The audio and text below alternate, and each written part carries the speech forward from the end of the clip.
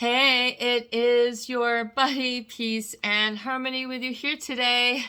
Much love going out to all the beautiful, empowered harmonizers. We are zooming in and focusing in on a great viewer question that, of course, is talking about how do I combat a specific type of difficult person, difficult situation, or basically a relationship dynamic that's been wrought with so much confusion, sort of punches in the gut, blows to the ego, and feelings of defeat and deflation that basically will continue a cycle. And basically, what do I do?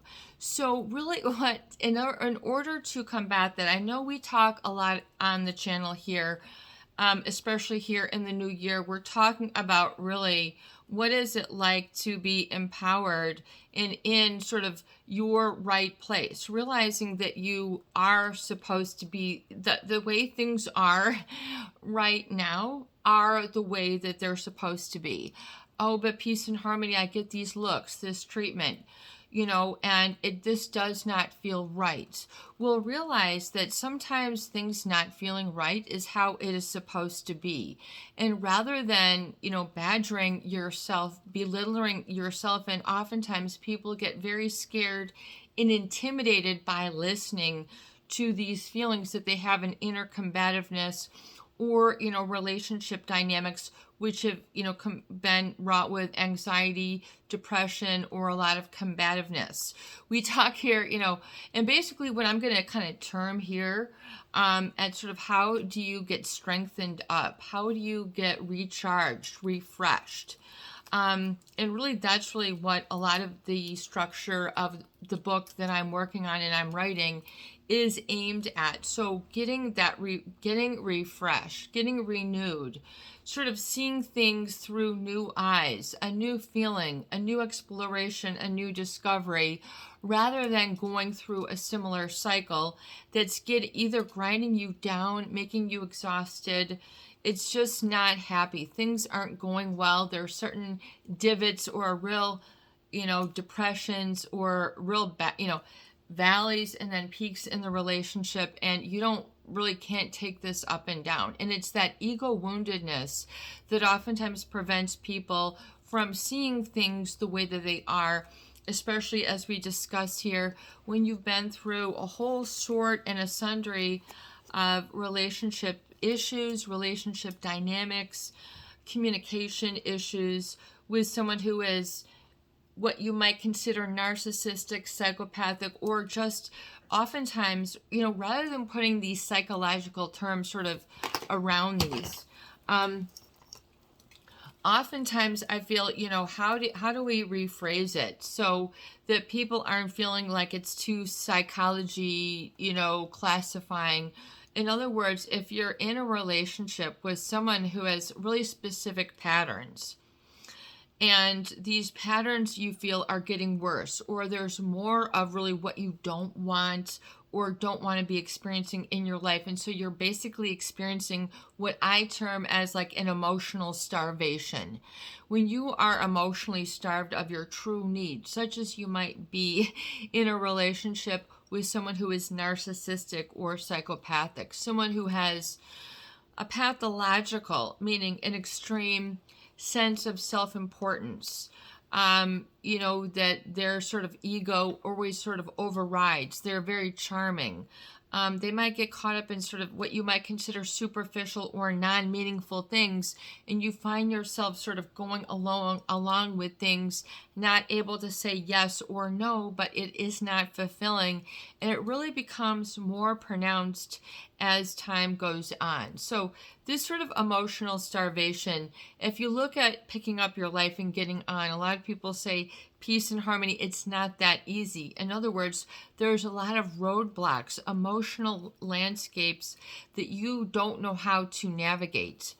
In other words, a lot of your strength has been hidden from view. When you're in a relationship with a narcissist or a psychopath, oftentimes your strengths as well as your needs are hidden from view because your boundaries have been so trodden over almost like a human doormat that you don't realize, but you thought that was required for a relationship to be sustained or endure.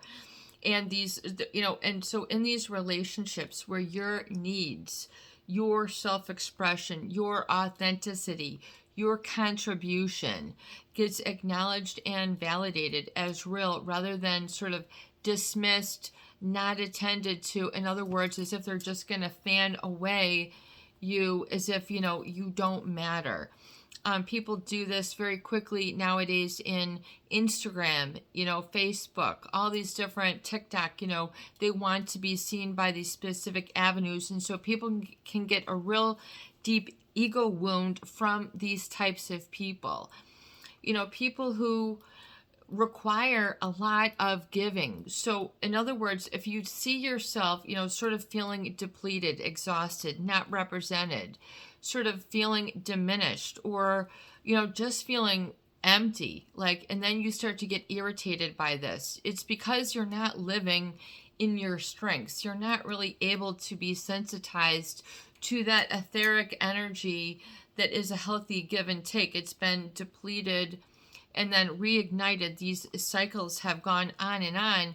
In other words, where the narcissist might give you some little teasing of hope that things might be a commitment, or that they are sorry for cheating on you or lying, or, usually there's a lot of betrayal involved. Like people of the lie, M. Scott Peck, these people, who live a lie. In other words, it's really he calls that the source of a lot of mental illness. M. Scott Peck, he's a great writer. I think he was out of Madison, but, well read in the psychology community. In other words, but if you understand what is at the root of the unhappiness, M. Scott Peck would say, well, there's lying going on. In other words, that person hasn't gone through what he calls legitimate suffering. In other words, the narcissist, oftentimes, these people will stand out because they exhibit a sense of entitlement. They feel that they're special, that they're not like anyone else, that they shine greater, that they're wealthier, that they're taller, that they're pudgier, that they're from a specific whatever, that they have this or that, whether it's a car, whether it's a story that they tell you about their lives, and this is how they should be treated. I mean, it does not only have to be the material. The narcissist and the psychopath, so when they talk about, well, what is superficial, meaning that they tend to only kind of talk about in what seems to be just sort of like looking over their shoulder or glossing over topics. In other words, you don't have a sense of presence with them. You feel that they're just sort of uncannily not there, but they're very entertaining or present.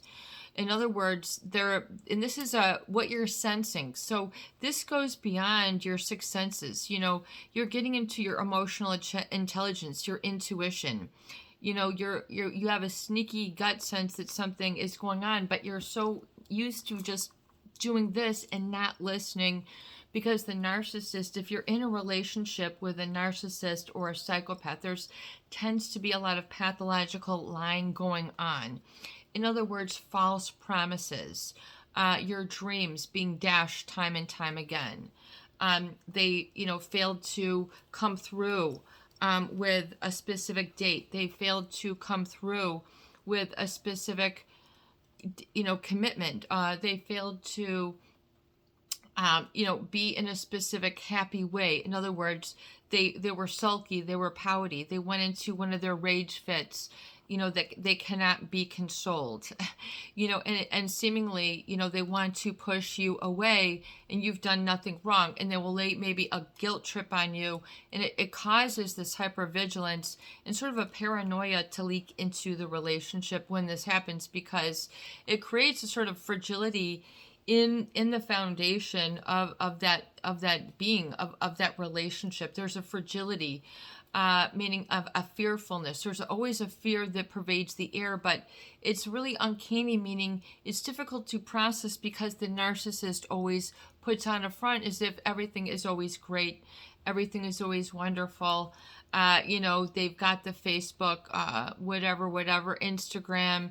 Maybe they're a celebrity, or maybe they're just whatever. They have an uncanny talent that really has set them apart, but yet they can use these and other things to their advantage to exploit others, which is where the betrayal, meaning they will take too much. They will allow others to give too much, meaning, you've really scratched their back way too many times and you haven't had yours scratched in several ways. Or meaning, is that just a phrase, or is that real or literal? But in other words, these people sort of are energetic vampires. In other words, that they need a lot of attending to. And, you kind of feel that they always need to be in the center of attention, which there's nothing wrong with that, but it can cause an emotional starvation if you don't have the same attention mirroring you. And if your talents, if your real needs are too scary for them to be present with, in other words, there's a lack of presence with them, and it becomes very difficult to visualize a happy and sustained future if you have these sort of butterflies going on, these sort of chronic fear, paranoia, something is not right, are we going to make it, or just feeling that part of you is missing something and that you're not accomplishing what you were set out to, or you're feeling just sort of unfulfilled. Well, there's a reason for that, because if others aren't able to be present and sort of witness your strengths, you don't have a positive, which is a sacred cycle within, which is that of social acceptance, acknowledgement, and recognition.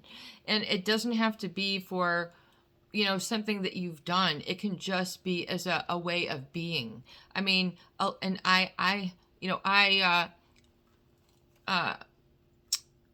am I looking for? The words eye contact, just, a body there, just, in other words, they're not always ripping and running some other place, trying to juggle, oh yeah, I'm in between calls, and, in other words, that you just always feel that you're not getting the whole of them, you're just getting a part of them, and then they will tend to get moody, and then this will be, make you feel more, demanded upon, and it becomes a very demanding relationship.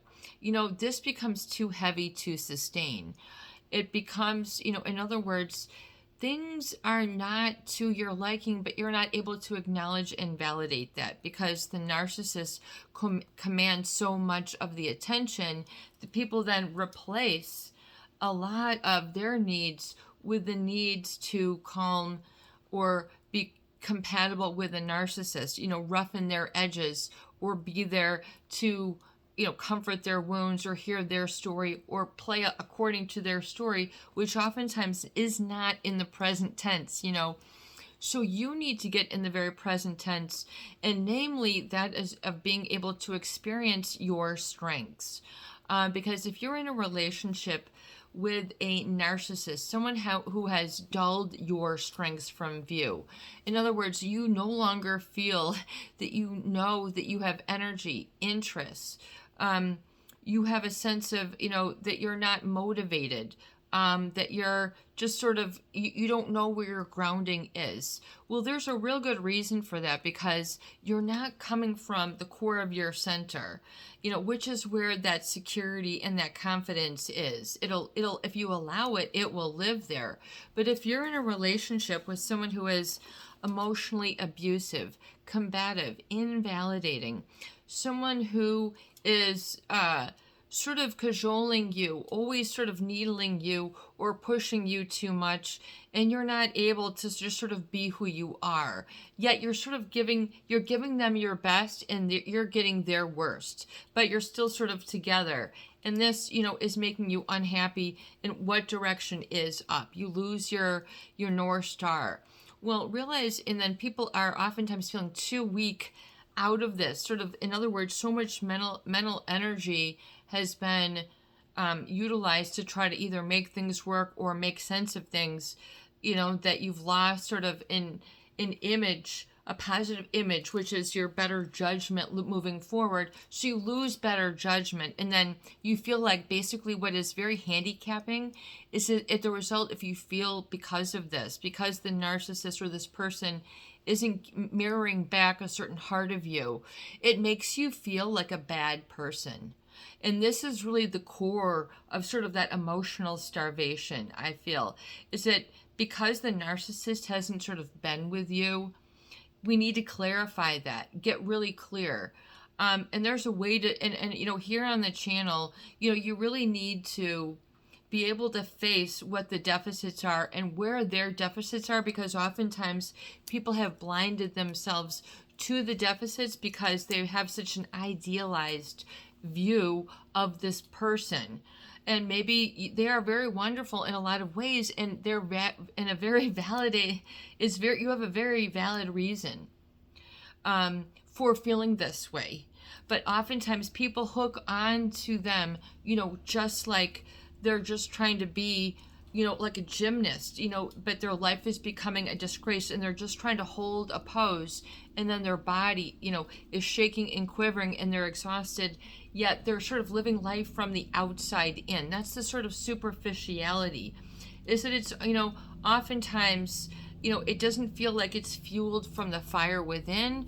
It's fueled from sort of the validation without. And if you have the improper learning, like if you were taught maybe in your religion, which is the root word is for rules, oftentimes if you were taught that God is outside of you and you have to seek and you have to work hard and you can't be rich because then you could only fit through the eye of a needle or something, it becomes very difficult to comprehend. And then you feel if it's outside of you and you don't ever have it within. See, this is the difference. A narcissist or a psychopath who lack empathy, they don't have the energetic vibration, a warmth center of presence and of being. And so they end up sort of being a distractor of that being with other sort of eye catcher, what you would consider eye candy personalities.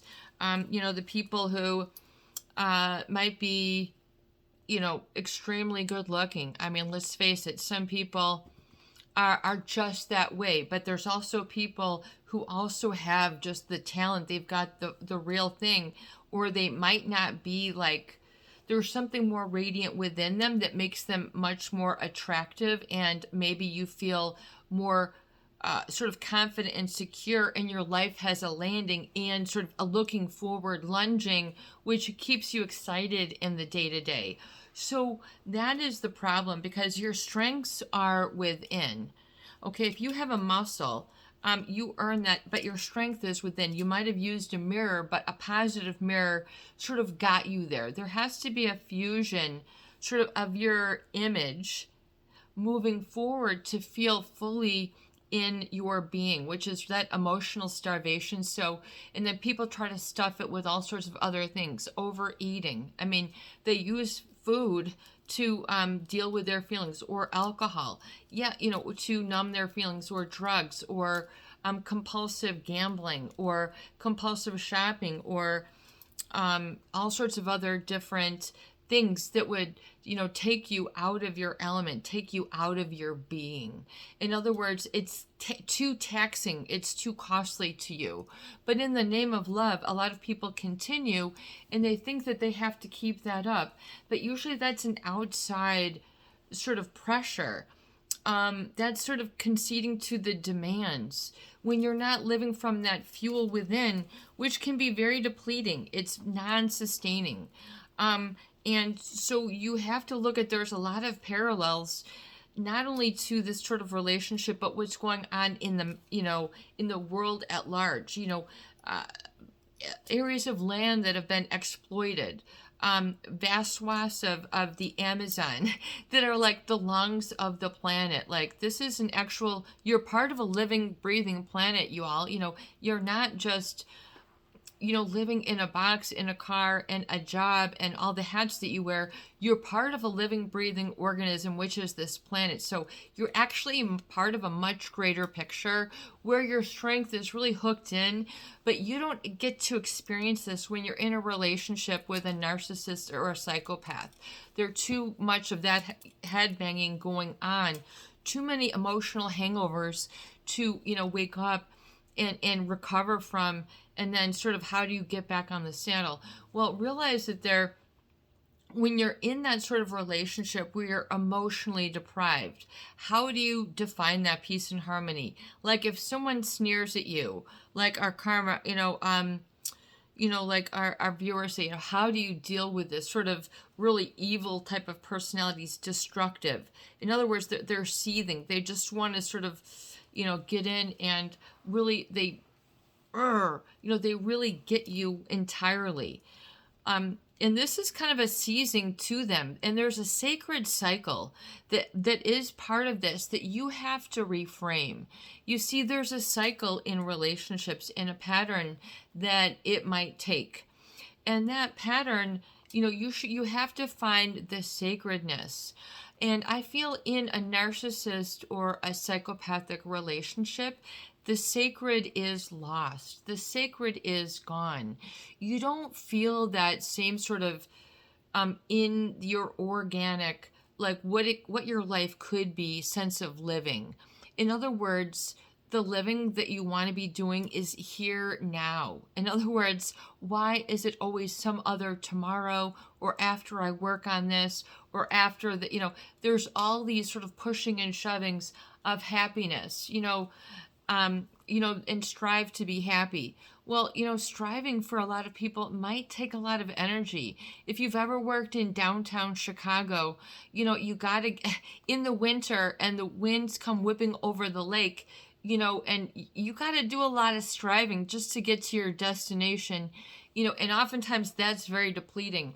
But what if you could have like a down coat that's, you've got, and then a big hood with big fur around the front and no air can get in, and you've got a down coat to the, to your ankles, and then you've got good old, hardy boots on. It ain't going to be that bad because you're in your element. You're fueled from within. You're knowing what it takes. Your self-preservation has already gotten you prepared, and you're in alignment for whatever might come your way. You're not so surprised. You're not so hurt. You're not so shocked or bounced out of a relationship because of some sort of devastating thing that you were hearing, or this sort of cycle that goes on, and you get sort of disconnected from the big picture.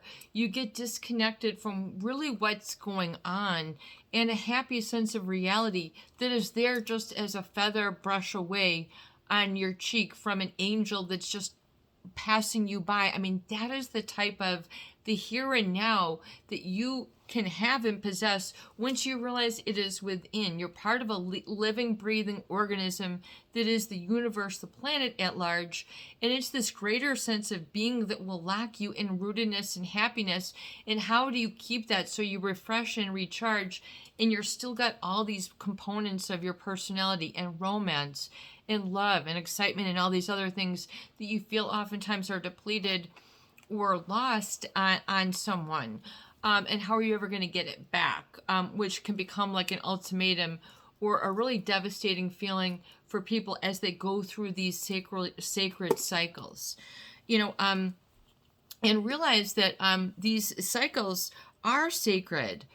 These cycles are sacred, meaning that they have ups and downs, but back and forth, but you enter them on another dimension, which literally means on a cellular level.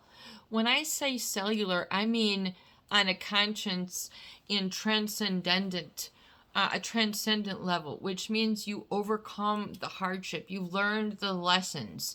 You're not freaking out. You're not getting angry. You're not in devastating situations that you feel that you can't handle once again. because once you embrace and see your strengths, which have been hidden, oftentimes you need to get those out in front of your face, which is your own being, which is around you all the time, which is your energetic vibration within all your energy centers that are sort of alive and flowing and not sort of overburdened, overtaxed by these very demanding relationships that can have a lot of rules that oftentimes can be demoting of you, and sort of your energetic growing, your emotional growing, coming to truth, or coming to amends with who you are, or parts of you that you want to flourish and bloom again that were sort of swept out the door, never knowing where they are, but you kind of feel that something needs to be restored within you. It gets important to realize that one of the key components of manipulating in the relationship with a narcissist or a psychopath is that of them deliberately hiding your strengths from you. In other words, just keeping them sort of in an oblivion through their communication, through the way that they will charm you into seeing and sort of following along with them and what they need and being part of their party, rather than you sort of feeling like a leader, in and of your own energy. In other words, having that validating respect experience, rather than it being,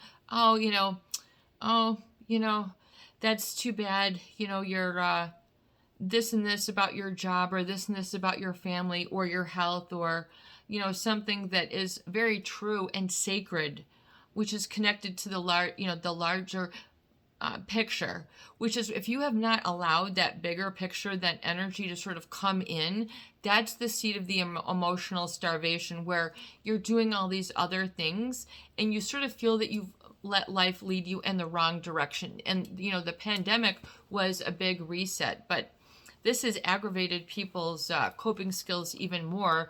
And, it's left them even more depleted. So I think part of the healing is understanding why your strengths were lost, why they've been hidden from you, why people have felt so separated from sort of their talents or happiness. In other words, happiness that can sort of be with you. I feel happiness is something that should be a constant sort of within your life.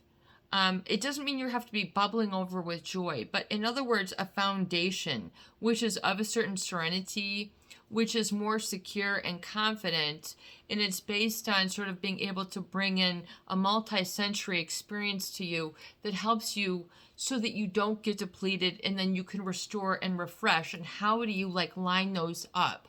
How do you get the vision going? Because oftentimes your prefrontal cortex, which is where your judgment is, your morality, and sort of your vision moving forward, those areas of a psychopath brain are sort of problematic. And so if you've been in these relationships, or a narcissist relationship where they literally lack the part of the brain which is involved in empathy, and which is compassion. Empathy and compassion go hand in hand. And so if you don't have real compassion in life, I don't care how wealthy you are, how big a star, celebrity, if you don't have compassion, you're missing a certain fulfillment in your life. And part of that gets really swept out the door when you're in a narcissist relationship, because they're always trying to live from the icing out, if you will. They're always trying to live as if everybody's trying to watch them leave. Always eyes are on them. They always feel all the eyes are on them, when that's sort of their wish. That's their fantasy. When there's a bigger picture going on, which has you rooted in more of a sanity and more glory, if you will, that the narcissist can't ever obtain, and then they have sort of a self-hatred that they can't, but they never ever let that sort of mask, chink show, because to them that's very scary, that's very threatening to show. And so moving on, part of getting leverage back In other words, leverage back over yourself where the narcissist has took it away from you, taken it away from you. Or a relationship, even when it was, it could have been back in your family of origin, where a very important person sort of didn't reflect back and give you a certain experience in your life that was what you would consider whole or wholesome, and that is letting you feel bad or rotten. In other words, people will have a lot of anxiety if they feel that they are a bad person. And what causes you to feel this way, that you are bad or a bad person? This, some people who are more on the psychopathic range, those people lack a conscience, so they don't really have fear, and it allows them to really get away with a lot more than the typical business leader. And we'll talk more about that later, because what we're talking about is, a violation of boundaries. In other words, social rules, social norms. They don't feel that that they literally don't feel afraid if they violate them. And the narcissist always feels that they're above them. Like, in other words, that they should just, because, they have this sort of entitlement. But if you understand the cause, though, of this separation within, if part of you has been caused because of this lack of empathy in your relationship, you haven't felt whole, or part of you doesn't feel wholesome, meaning good, productive, having integrity, meaning acting by right or wrong, and that is okay, and you can still have your cake and eat it too if you have morality, integrity, ethics, a conscience, meaning you live by empathy and compassion. See, these are totally different outfits, lifestyles, ways of being. And the others, if you don't have, they will cause suffering. They will cause a sort of pandemonium or an emotional or erratic behavior, erraticism, or sort of extremes, extremes of aggression, extremes of missing, meaning I'm always missing something. I'm not quite all what I want it to be. So feeling that you're always, this can be a feeling of being lost, but this really is because you haven't had a wholesome validation. See, if you've had a relationship, maybe, and this will show you how important and how imperative and how crucial it is for you to understand this, and why it sort of keeps a barrier. It's kind of like a horse that's in a stall. It's like, if it wants to get out, like, it can see that outside is out there, but it's got sort of a barrier. And it's like it's waiting for someone on the outside, and then it might go like, really running out the door because it wants to run and be free and jump around and eat food or pull grass or all those good things that are part of its inborn personality. But see, if you're in a relationship with a narcissist, you're kind of like the horse in the barn. You might get pat on the head, oh, you're a good horsey, but you're not allowed to really show your strength. Really go out for a gallop. In other words, be your full authentic self and have them, there with you, cheering and riding or with you on that sort of feeling of oneness, or not feeling that they're threatened by you. You see, because certain people will present a threat, believe it or not, to a narcissist or a psychopath. They're not 100% fail-proof. So certain people can trigger them and sort of melt away their facade or see underneath, or who they will allow to see underneath. And so the part of the problem is that if you don't have that relationship with a narcissist with empathy, which means because they don't have those brain cells that allow them to feel or sense what others are going through. In other words, if you have empathy, you can see it, like you can just see, like, let's say you see someone who's working outside and their hands are cold and bleeding and they're pulling up things and putting them in the truck, and they're just, you can see that they're limping. I mean, you can see that they're hurt. Wouldn't you have empathy for that person? Like, oh my God, like, why don't you get this jacket? Or here's these mittens. I mean, you could feel their pain or suffering. Oh, some people, has nothing to do with me, you know, um, and they feel that they're above those people. Yeah, but what happens when that same person comes and turns around, and that same person is your doctor who just did your brain surgery? And you're like, doctor, I mean, do you see how you judge people? They don't, so in other words, and then the problem is that this judgment is carried around with them.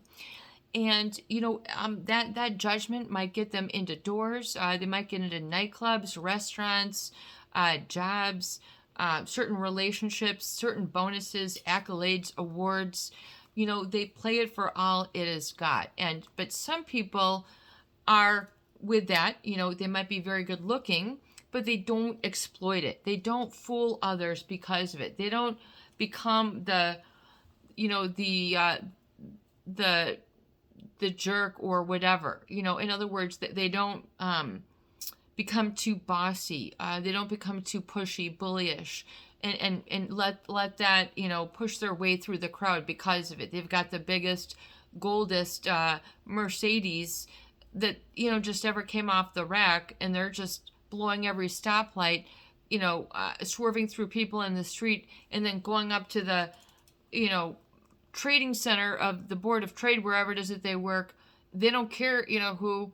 They're like honking their way through all the red lights. I mean, they have to go. And so they're missing the bigger picture. And so this you might miss the bigger picture for some time, but who is it said that life moves pretty fast? You might want to slow down and take a look at it. The narcissist or the psychopath, they will laugh at that because they feel that they are the world, that they are who sets the rules, who sets the limelight. They feel they are all that. And see, but and for a lot of people that could be very cool, or they could really aspire to that, but it can be very hollow at the same time, which is very confusing for a lot of people. And so the relationship deficit of the emotional starvation, sort of, in other words, if you don't have a certain whole sense of yourself reflected back to you in a way that at a cellular level you need it reflected back to you, then you're going to feel that loss of connection within the self, which is going to cause you to look onto others or other things to fill up that cup. But the problem is it's a bottomless cup. So no matter how many steaks or donuts you stuff in, or however many, whatever, it's never enough. And so that's why, you get these people who aren't, they just never have enough. They are really chronically unhappy, but then they get these temporary fixes, and it's not sustainable. That's kind of what a relationship with a narcissist or a psychopath is like. Too many times your needs are frozen over.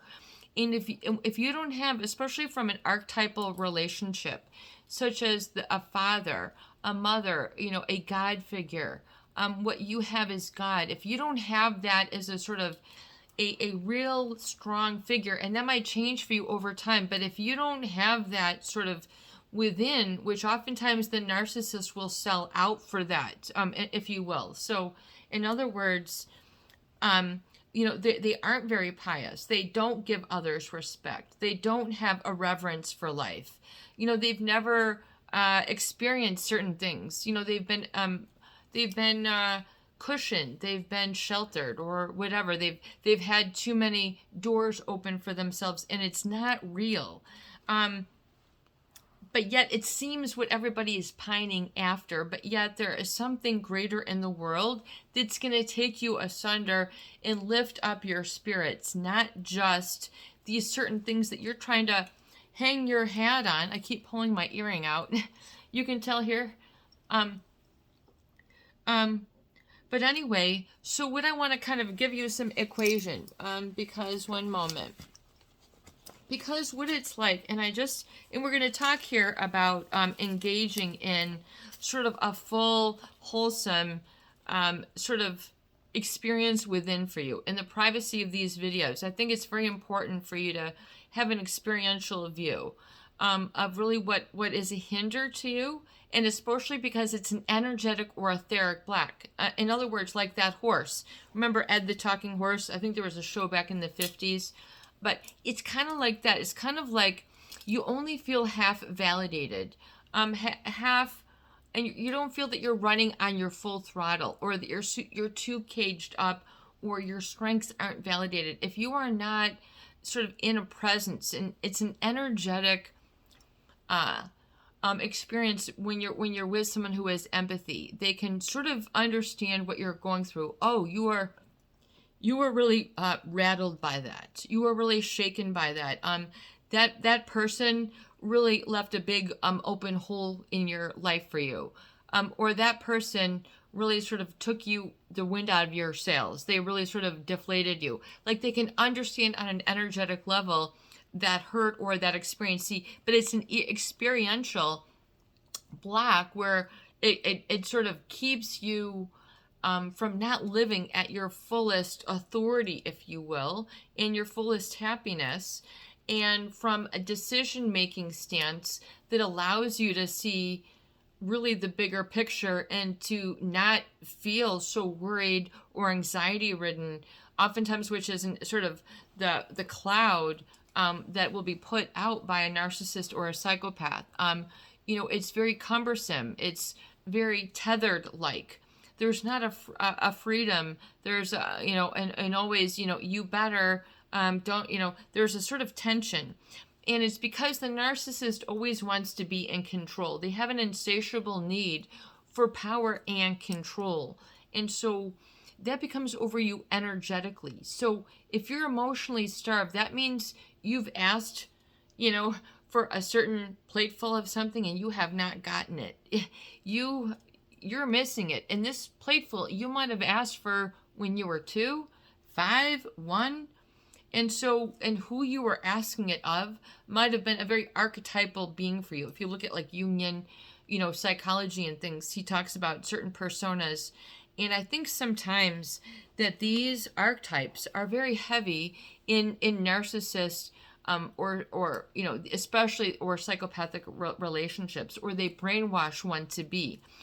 Archetypal meaning they tend to set a dream and allegory into motion in our lives instead of give a cohesiveness or meaning. But yet, there's a bigger picture to this living, breathing planet that you're a part of that wants you to be like a happy meadow stream with wildflowers growing and all the bees and bears or whatever it's supposed to have, that your life is supposed to be like that, like all the thriving within, no matter what season. So no matter what is around. So part of the problem of that sort of emotional asphyxiation is because you're not allowed to energetically or emotionally breathe, have that breath of being a validation within you. Meaning, and getting back to the Jungian, so there can be an archetype of a relationship that this person sort of holds within you, and it keeps a big piece of the puzzle sort of running in your allegory, your story, or especially important, your vision, your prefrontal cortex moving forward. Today, Martin Luther King Day, I have a dream. I mean, goosebumps, and what that, you can just say that, I have a dream. He was part of the big picture. And if you say that, I'm getting goosebumps right now. I can feel that. And to me, that's an energetic sensation that's part of the bigger picture. In other words, you feel this sort of, I have a dream. It's just almost like water was just put to the land for the people who were thirsty, or, waves just rushed up to a beach-wrecked boat that now the waters are underneath it and it can sail again. It's the words that move people that will create a composite of relationships that this great orator had to bring to humanity. You see, you're part of that bigger picture. You are that bigger picture. But, that whole energetic, maybe that archetype needs to be shattered. and you need to reformat it within and realize and surround yourself with empathy for self, which means exercise it within. This is an internal exercise, and realize how important it is for you to have clarity of being, which is very important for you to distinguish. So if you're in a relationship with someone who lacks empathy, in other words, they're not able to sort of energetically be there for you, especially as an archetype, and we can get that really quick here in a moment, but it's kind of like this. You don't feel, there's a picture behind, maybe there's a person, maybe it's some words, maybe it's a man, maybe it's a woman, but you don't really kind of see clear. But when you're with someone who really gets you, it's like your life is like this. Clarity comes up. You see who you are. You're able to be in your own skin. You don't have to be, do, or have a specific thing, skin to be in that state of grace. So I cannot believe this, April 2020.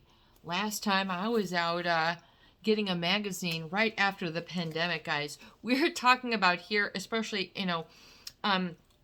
getting vision for your life moving forward and how important it is. We have sacred cycles, and I'm going to write that down. We're going to go a little long today because I really want to impress and sort of hit home some points for you. And by the way, thank you so much to those people who have recently donated to the channel.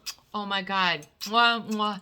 Thank you so much. You really help to keep the fire lit and keep me inspired to bring forth this sort of discussion in video and workshop format so that you can get a grip on your being, which oftentimes you can't get from other friends, coworkers, or doctors. You just need to work through and savor some of these things with joy and fun. That's really part of it, because you got to get you got to get what that feeling is. And so what I want to impress upon you right now, while we're working on this and we talk about relationships and being whole and what that means, this is some almond milk. So good. It is of the unsweetened variety. And I just want to show you. This is definitely what I'm doing. This almond milk is so nutritious, satisfying, without giving you like a lot of ups and downs, and especially good to be fueled on good, healthy food while you're trying to do these exercises. Don't be doing these after you've had like a 6-pack of donuts and you just had a pizza and a chocolate croissant roll for dessert and maybe a molten cake lava, and now I'm gonna do my vision board, or I'm gonna learn about satisfying my needs.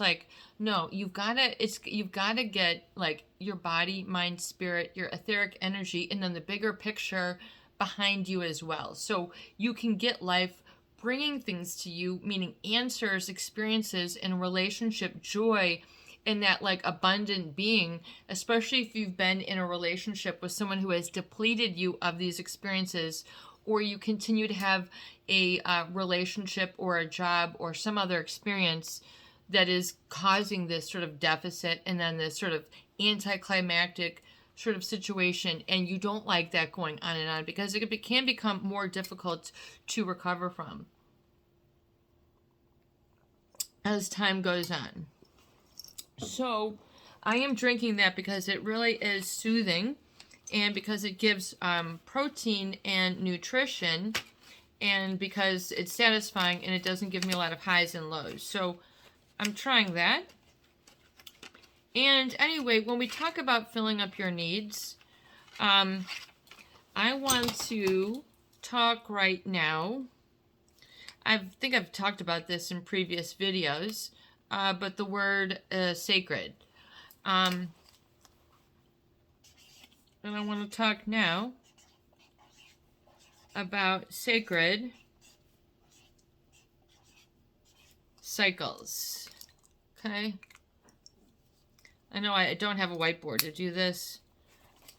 How many ideas do you have? Okay. I've got these many, okay?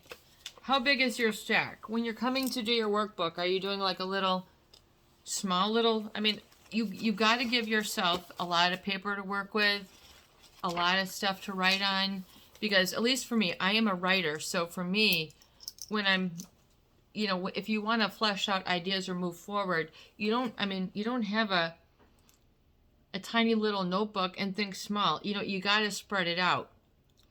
Okay, so what I'm talking about now are sacred cycles, meaning what goes on the ebb and flow of your life back and forth that causes a momentum in your being and an energetic motivation, which you don't have to think about. In other words, it just keeps going. Like when you get up in the morning, you know, these are, and you brush your, you know, you get your coffee, you look at the sun, you maybe meditate for a moment or two, or you read the paper. These are like sacred cycles, you know, and then at lunch, you get, or you check something, or, you know, you get your mail, or you get your something, your birth date, the seasons. These are all sacred cycles, as is the beginning of the year. This is an important time for us to realize and harness sort of that energy that's moving forward and the momentum of a new beginning. In a relationship with someone who is narcissistic or psychopathic, this becomes non-existent. You don't have a root experience of the sacred, I would say, with someone who is narcissistic or psychopathic, because they lack this empathy, this sort of lack of humanity, or ability to sort of be one as we all are, or just a human being. To be sacred is to connect with God or the gods, or dedicated to a religious purpose, and so deserving veneration. Deserving veneration. In other words, it is a sacred, it is blessed. And the sacred is the late English. So where does this word come from? The word is sacred to you. What is sacred to you? It is late Middle English, past participle of sacre, to consecrate, from the Old French sacrer, from the Latin sacrare, and sacre, which means holy.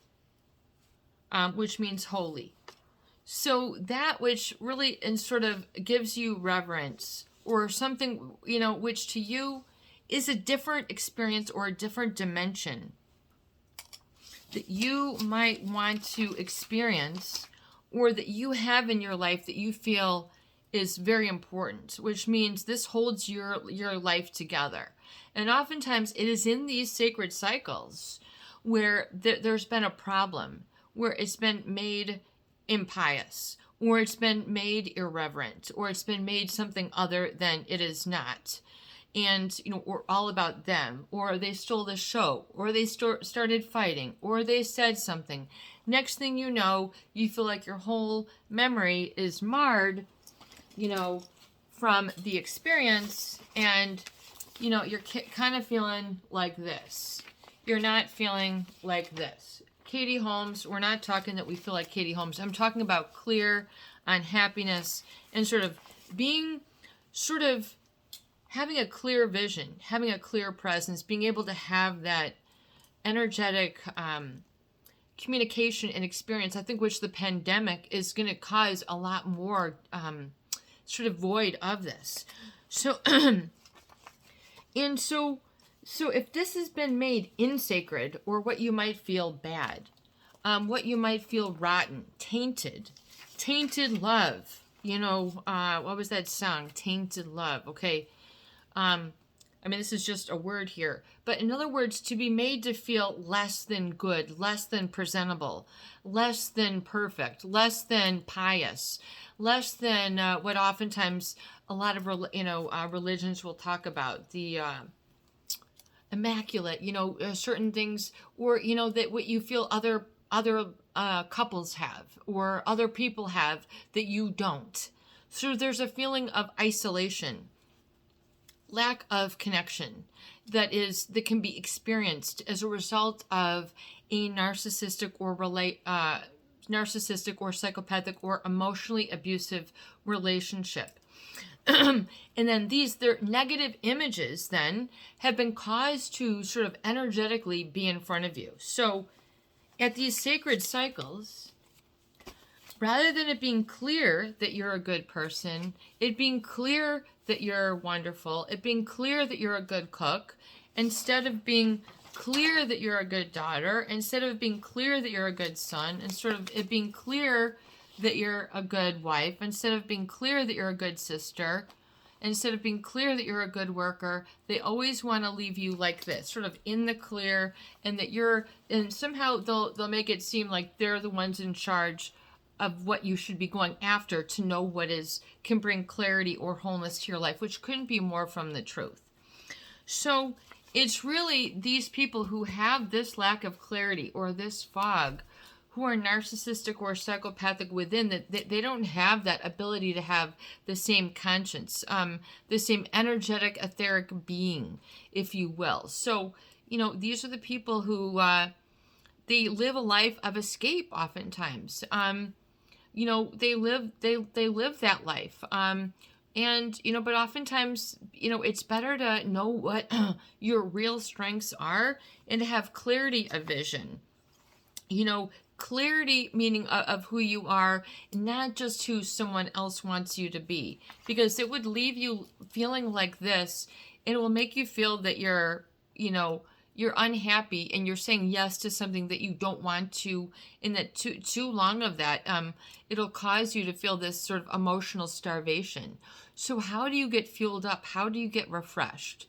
We'll realize that a lot of your strengths have been hidden. And because of that, then you personally might, I would say guaranteed, are housing these same sabotaging habits within, which means hiding your strengths from you.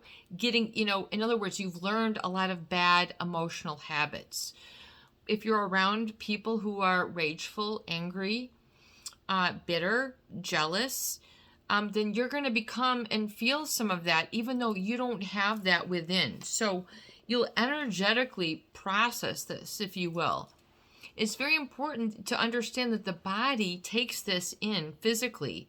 If you witness something with aggressive or something, your body feels it. Or if you see something funny, you laugh, like, it's all your body has an energetic response, and that's your own autonomic system, kicking in. Part of your central nervous system. This is your energetic, feeling body. So,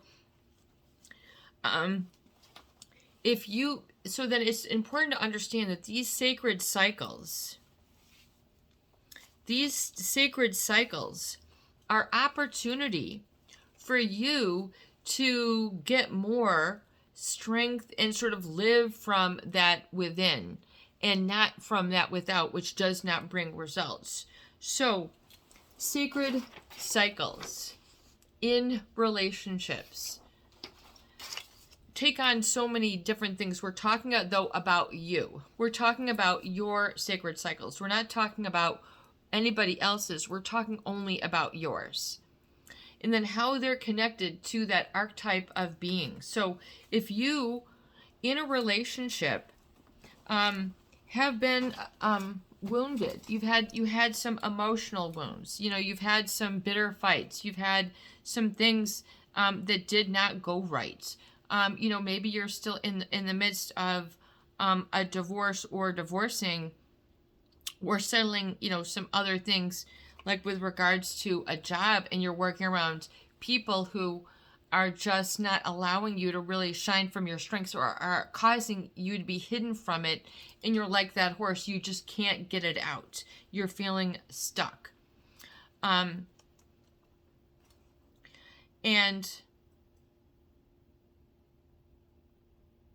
The four major archetypes of Jung are the persona, which is how we show ourselves to the world. The shadow, which is, kind of like your sex instincts. The anima or animus, and the self. And so if a lot of your archetype is fused with this person, you're going to see that that's going to cause a certain drag in your gravitas, your body energy, how you carry yourself. So when we talk about letting it go and lightening up your being, it's because you've allowed one of these sort of negative archetypes to get into infuse your being that's weighing you down and keeping you from your strengths. In other words, where you were not allowed to follow up on your interests, your intellect, something else that you wanted to pursue. And so when you look at these sort of life forces, you need to realize that you need the power of images to bring and bond that back together with you. Bring and bond that back together within you, which means knowing that to be the case, that your manifesting ability, what you create, has to do oftentimes with just beliefs sourced within you, what you believe, and then what you envision for the future, and what you manifest and what you ask to be brought to you. So if you ask for your strengths to be revealed to you, will you be able to receive them? Will you be able to know them? Will you be able to live in them? Will you be able to call upon them? And then will you be able to refine them in those sacred cycles? Knowing that you have something sacred in your life that is within, okay?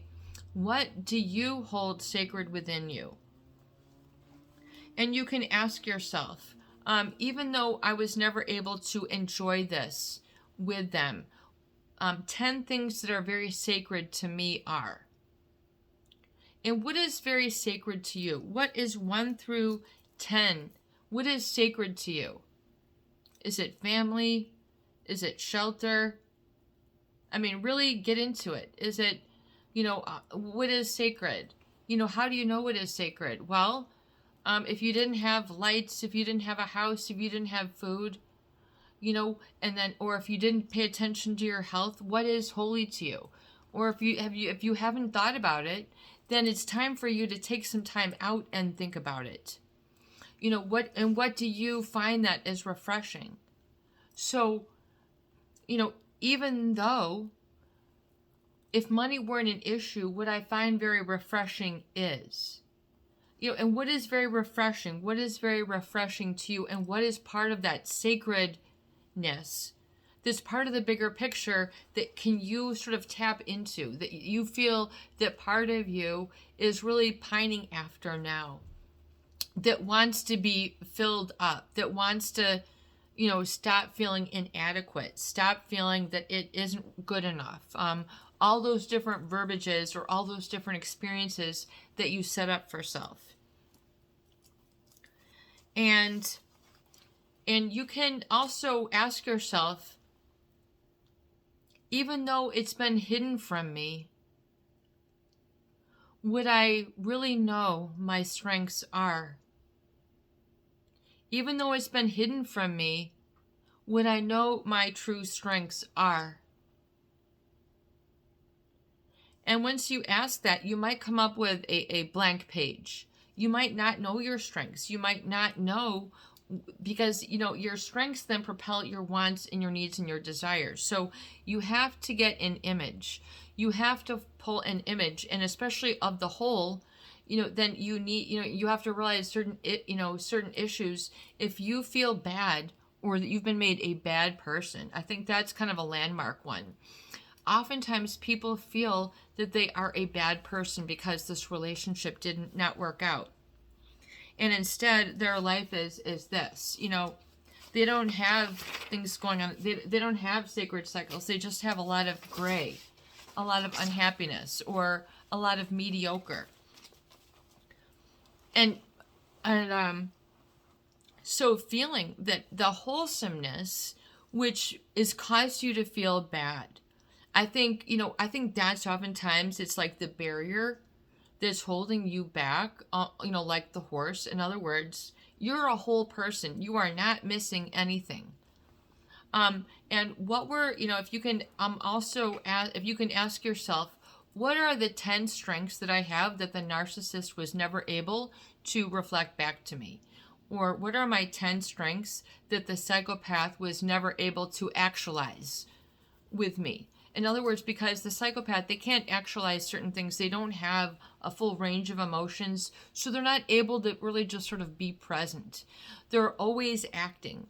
There's always a mask 24/7 for these people. When you see their mask drop, then you'll know. What's bad oftentimes is people who don't have a conscience, who relentlessly hurt others, and that's not okay. So you have to realize that, then that what was, oftentimes your strengths were like really either they're below the surface or very much repressed below the surface. So what are the 10 strengths that I know that I have that the narcissist or the psychopath never realized or actualized? Like, I'm a good listener. I'm a good mother. I'm very nurturing. I know how to comfort people. I know how to make a great breakfast, or I know how to make a great dinner, or, I can really cook, or I can really clean. Or what are your strengths that they never reflected back? Because you know this. You know this. And once you know this, you have to nurture that within and begin to sort of expand that moving forward. So infusing them into your sacred cycles is so important. So if you were to list 1 through 10, what are 10 strengths that I have that the narcissist or the psychopath could never actualize with me? It's oftentimes because they have that, that deficit. And then knowing that to be the case. So if you can write down 1 through 10, we can do that right now. 1 through 10. And I want to ask you, when you talk about moving forward, what kind of pen are you writing with? When you talk about your strengths, are you using a big, like a real flimsy, almost out pen? My strengths are 1, I'm a good listener, or are you writing with a big Sharpie pen? I'm a good listener. What kind of paper are you writing it on? What does your notebook look like? How many pieces of paper do you have out? How committed are you? How serious are you to connecting and being emotionally satisfied and coming from that strength and knowing you deserve, so you don't continue to get fouled up and you're stronger and you're able to rebuff these other issues, so you don't even have to ask the question, peace and harmony, what do I do when they sneer at me? I mean, you'll know that it has nothing to do with you. But if you can't be in your strengths, then you're going to have a hard time coping. So what pen are you writing with? What paper? And how big are you writing? And how colorful are your strengths? Are your strengths, I'm a good, or are you a really good listener? Or are you a good cook? Or are you a great fashionista? Or are you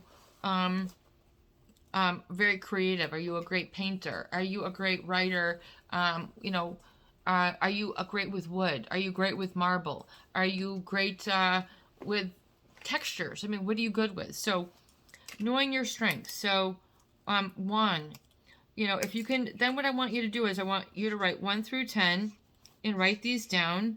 Make them nice and big. I am compassionate.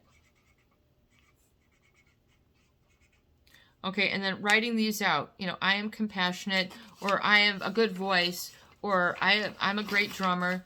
I mean, these are your strengths. I'm a great photographer. And then knowing these to be the case. Okay. And then knowing what that archetype is for you, that very significant person or other or energy. Present that to that energy now. I am, and then allow them to reflect back to you. This is a mind and mental exercise. So allow that to be validated with that hurt person. When, kind of thinking that, in mind, I am a good listener. And if you think about that person who has hurt you in mind, or I'm a great boyfriend, I'm a great husband, I'm a great provider, and then with thinking about your strengths then with that person who hurt you, which is more powerful? Is it your strengths, or is it this person? Because what has really come from you is yours. Okay, that is not theirs, that is yours. That's what they're after, but it came from you.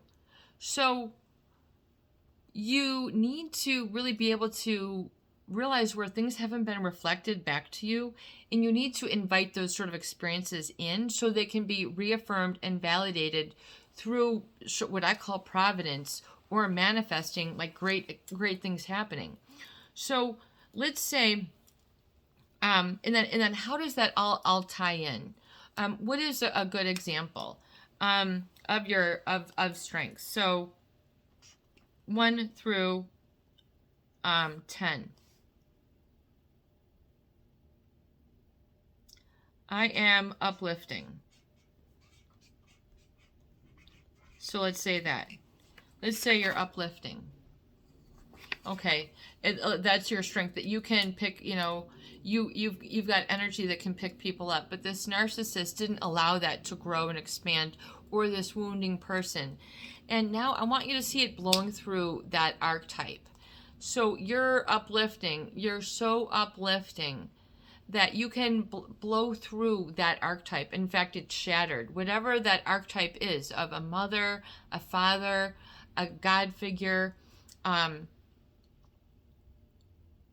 shadow, your very self itself, who does this person represent on a very image-based level? In other words, what do they represent to you in your story of life? Because oftentimes there's a lot of woundedness there that is still going around the story, and so your strengths are like ground down. So your strengths are pushed out bigger and beyond those archetypes. So in other words, your strengths, you might have a great sense of humor, okay? You might have a great sense of humor, okay? And then when you think about those archetypes that were really important in your life, I mean, really, really powerful images of people, places, or things. These are archetype experiences, whatever that word means to you, whether you've studied Jung or not. Archetype meaning like the mold, if you will, the one which you are formatting after. In other words, the number one. Okay, the archetype, and a lot of that number one we have within us, but then it's manifest and equated on. In other words, people who have a strong sense of mothering, then they might become, teachers, or they might do other sort of mothering activities, social workers, psychologists. They might make good songwriters. People who talk about relationships a lot, or they can expand in different areas. But once you see that archetype, now I want you to see your strength sort of bigger and sort of blazing through and breaking through that mold with one of your strengths, with just one of your strengths, whatever the mold of that figure is. Maybe you're very healing.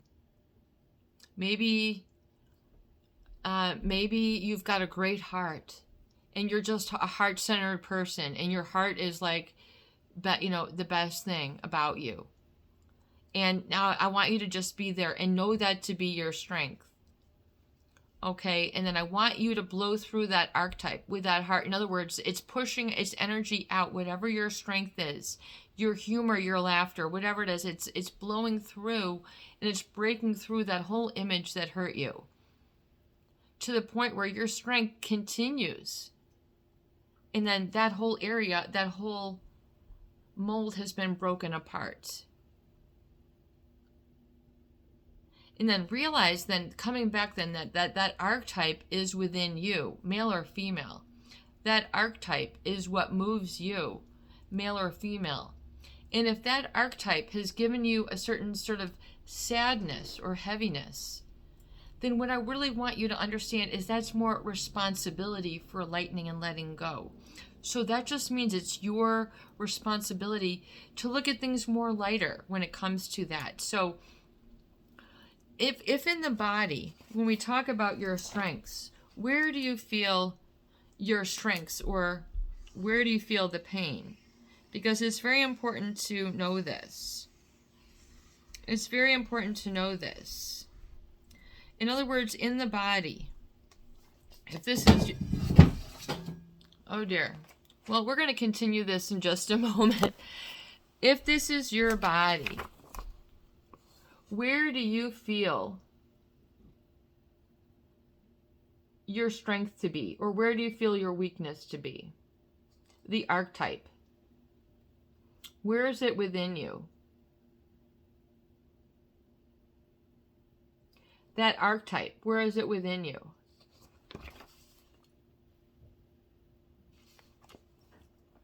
Is it in your vision?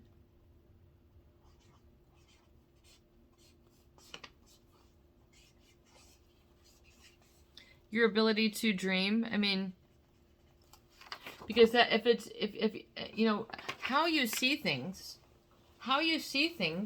is going to be very important. Excusez-moi. How you see things is very important. If you know, just like a city back there is an icon. It's a structure. It has a meaning. It has a representation. And now Kim, you know, oh boy, I think didn't Kanye get a chance to see his son Chicago or something? Someone slipped him in the back door. I don't know, but when we talk about a dream, you know, where do we, is it, you know, and then the vision of this. So if it's in your eyes, like Martin Luther King, I have a dream, you know, and then this is, you know, and you have a dream. Martin Luther King, he had a huge dream. How big is your dream? Is your dream this big? You know, how many, is yours thousands of pages, hundreds of pages, 10? You know, then reevaluate it. If you don't have 500 pages, if you don't have a dream, you know, you're going to be moved in all sorts of different ways, you know. But when you have a dream, when you know this to be true, something even for your life moving forward, you know, I know that this is, you know, and you have this, you know, and that you, and it's, there's this void, there's this thing that's been missed, you know, by who's left this sort of empty space that's like a vacuum. And once you dream and say, this is my vision that I have moving forward. And if you have a vision, and stay with me here, you need to be able to reinforce it. You need to be able to reinforce it. So when we talk about getting a vision board for yourself, like this, Beauty Without Borders. I bet this is, yep, this is April 2020 Vogue. Okay, last time I was out shopping for fun, things like that. I guess I was doing this, but so Beauty Without Borders. I mean, when we talk about that statement, do you see, you know, if you're captivated by someone, it's not the color of their skin, or, you know, there are all these different things that have to do, you know, there's an energy. And someone speaking years ago, I have a dream, you know, still ripples through, and we have a national holiday dedicated to celebrating it. That's how important it is to have a dream. And also that Dr. Martin Luther King represents. But those very powerful words are also, you also have that same power of goodness and wholesomeness within you. If part of you has been made to feel darkened out or bad, you know, that's what you have to look at. And Martin Luther King, he was an activist and such forth, you know, that I feel you also, you know, when it comes to healing and being fulfilled, you kind of have to be an activist, not like maybe marching in the streets or, you know, these sort of things. But for yourself, you have to be proactive for yourself. You have to, in a new direction with a new image. I have a dream today. I have a dream that one day every valley shall be engulfed, every hill shall be exalted, and every mountain shall be made low. The rough places will be made plains, and the crooked places will be made straight, and the glory of the Lord shall be revealed, and all the flesh see it together. I mean, when you see it together, okay, and in other words, and just to, you know, speak onto that for a bit, I want to personalize it for you, because that very same prophecy, you can prophesy in your life as well for the good that you want as well. But if you don't feel that you deserve it, if you feel that you're a bad person, you're going to be, you know, you're going to feel stuck. You're going to feel that only half of you or a superficial part of you is validated. So it's okay. It is okay. And so now coming back, and we're sort of going long, but what I want you to know is that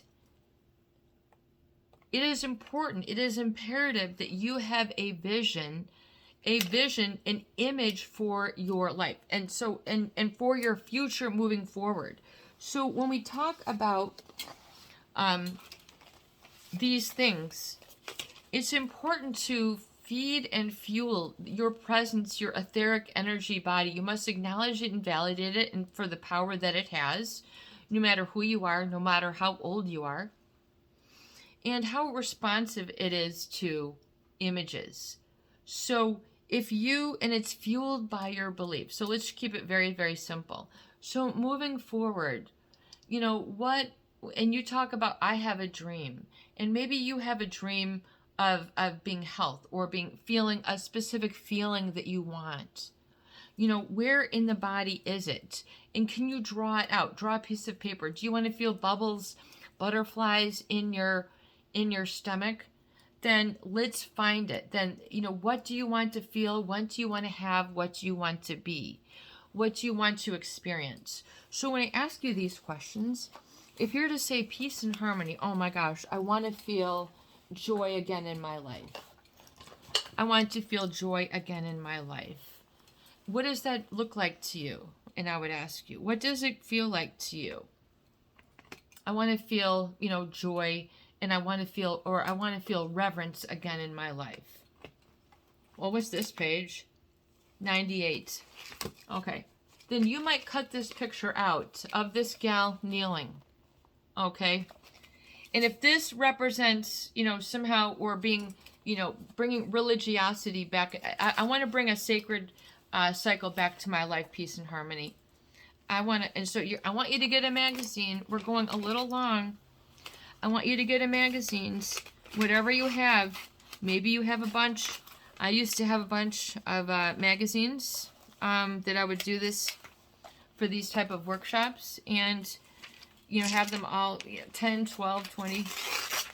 But it has to represent you. So you go, oh, you know, this to me represents having something sacred in my life, peace and harmony, because she's kneeling, and because she looks humble, and she just has a very mellow smile, or whatever it is. She doesn't, it doesn't look like she's going to work. It doesn't look like maybe she's going to church. I don't know.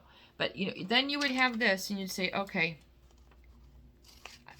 peace and harmony, I want to bring more of the sacred in my life. Then what I want you to do is get this. This is like I've got this exercise. This is like a page cover folder for reports and such.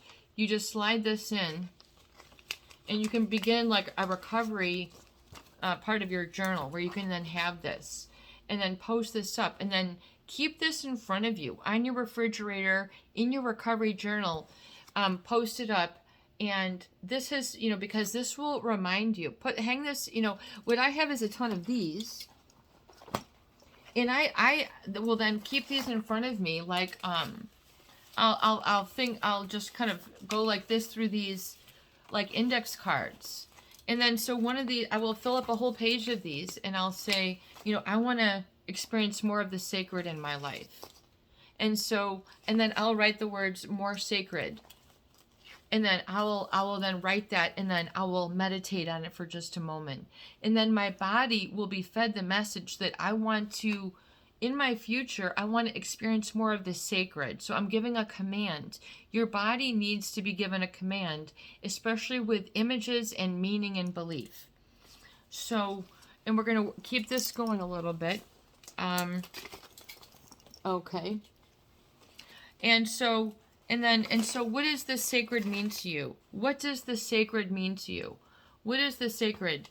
What is the sacred? What is the sacred? What does the sacred mean? Does it mean tribal? Does it mean strength? Does it mean your ancestry? Does it mean where you live? Does it mean the smell of something? You know, what is sacred? Or is there a sacred cause? You know, the Amazon is a sacred place. Gold's a sacred metal. The diamond's a sacred precious metal. You know, what are certain, you know, and then so, and you might, so then you might have a dream. You might have a dream to experience the sacred.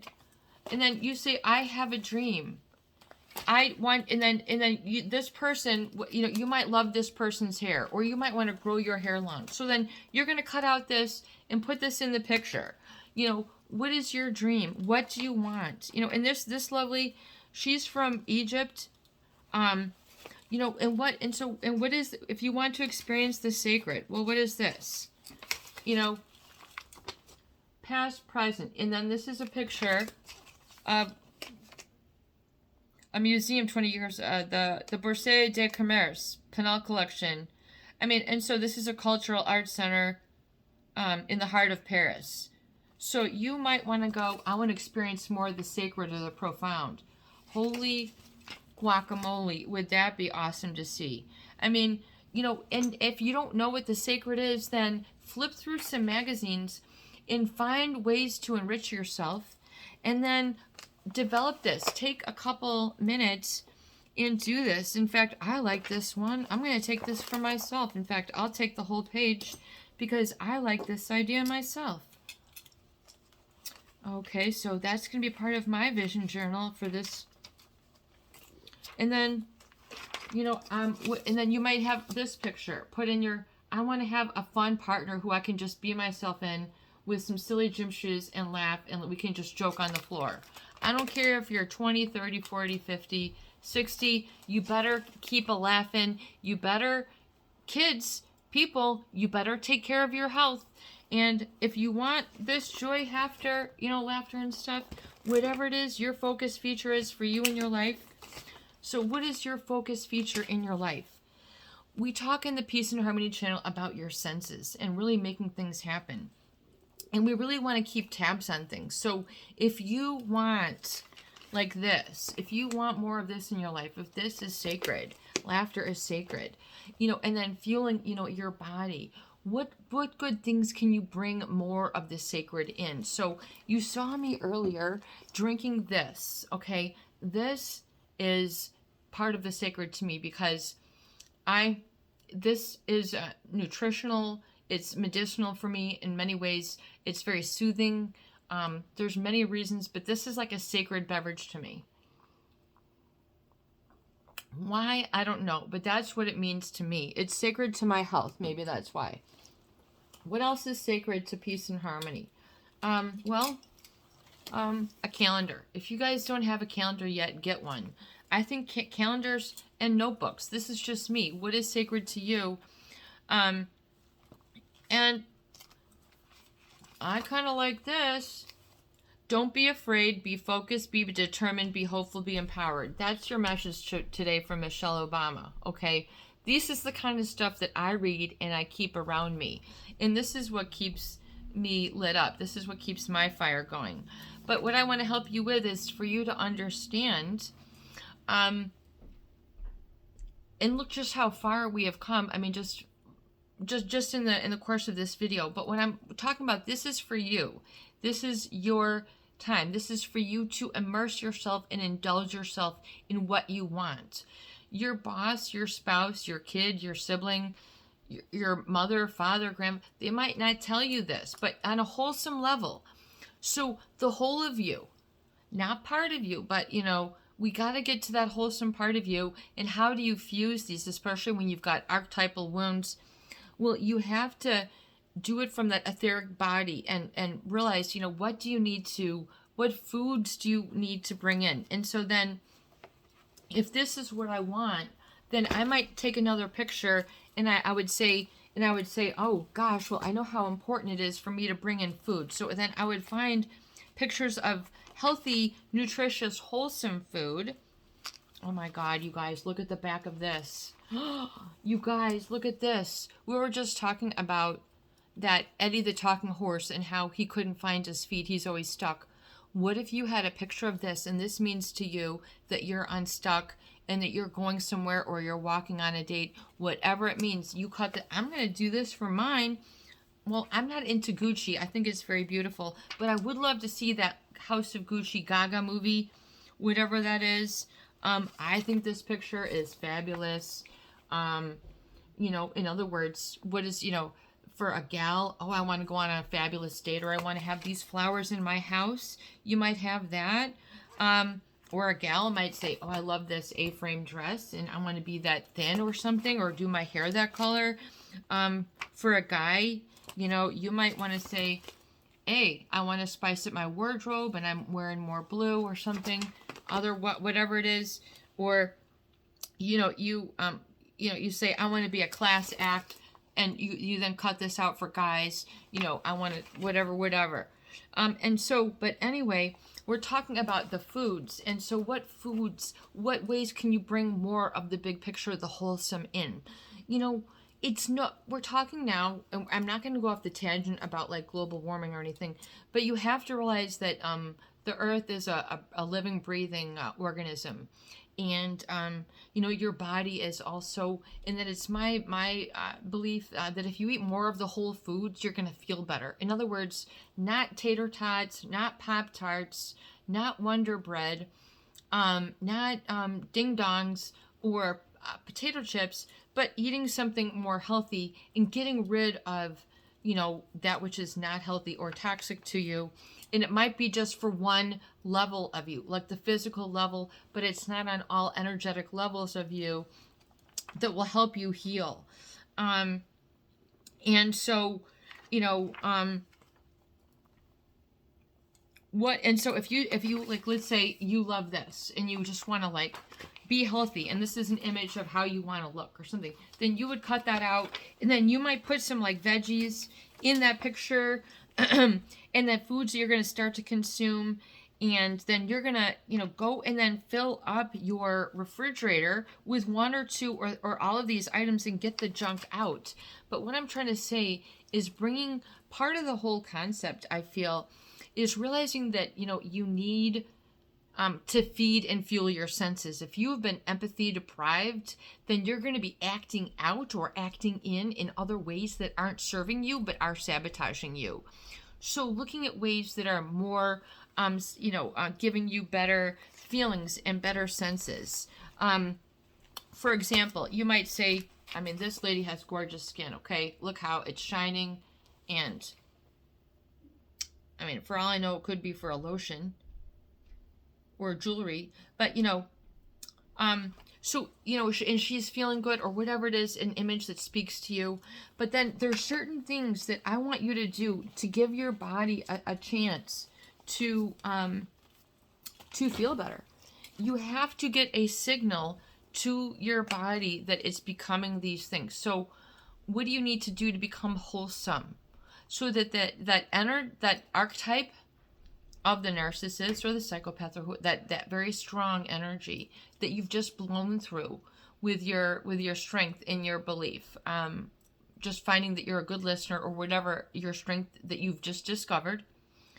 And I want you to realize and really get it back and forth sort of with that energy, and really allow that pervade more of your day today, but help your body along by getting things set up so that you can be or do this. So let's say you know, this represents the sacred. And you want to take care of the sacred body, you know, which to you is not all about, you know, toxic. It's about like natural. For me, it's more about like natural fibers or these sort of things. How can I bring this more into my environment?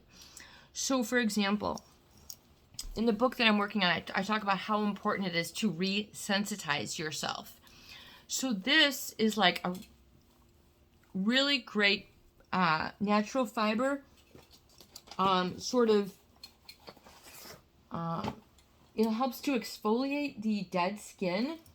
And these are very good. So when we're talking about wholesome, getting the dead, sloughing it off. I just wanted to bring some of these to show you. This is like, it's like a fibery thing. And this is also like a mitt thing. But these smell really good. And then you do this all over your body. And it will slough off the dead skin. And it will feel more stimulating. So your body will begin to feel good. Okay, not, you know, in a very energized and uplifting way.